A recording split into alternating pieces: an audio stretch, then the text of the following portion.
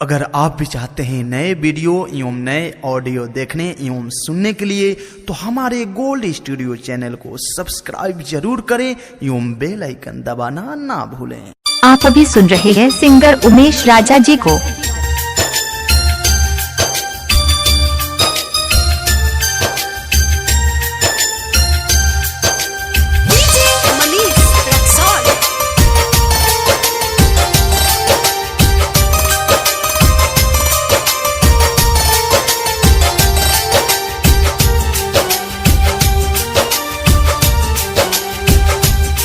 सावन के पावन दिन हवे, सावन के पावन दिन हवे, आइल बा शुभ समैया हो। सुन लागेला तुहर कलैया हो, सुन लागेला तुहर कलैया हो, आव राखी बन्हवाला भैया हो। सुन लागेला तुहर कलैया हो, आव राखी बन्हवाला भैया हो।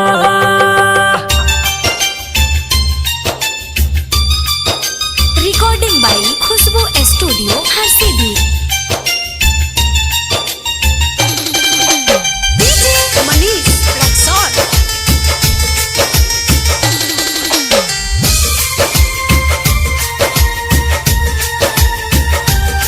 साल भर पर दिन आवेला, भाई बहन के प्यार बढ़ावेला, सबे हो के मगन आज खुशी में धागा प्रेम के ही बंधावेला। सदा रहियो तू सलामत हो, सदा रहियो तू सलामत हो, आवे ना दुखावा बोलैया हो। सुन लागेला तुहर कलैया हो, सुन लागेला तुहर कलैया हो, आव राखी बन्हवाला भैया हो। सुन लागेला तुहर कलैया हो, आव राखी बन्हवाला भैया हो। डीजे मनीष रक्सौल।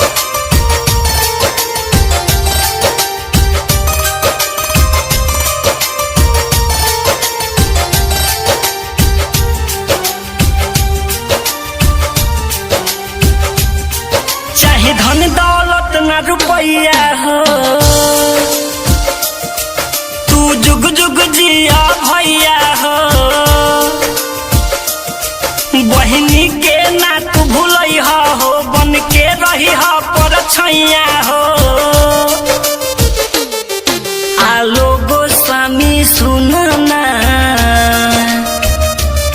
सूरज अनिल तू सुनना, पड़िले तोहरा पैया हो। सुन लागेला तुहर कलैया हो, सुन लागेला तुहर कलैया हो, आव राखी बन्हवाला भैया हो। सुन लागेला तुहर कलैया हो, आव राखी बन्हवाला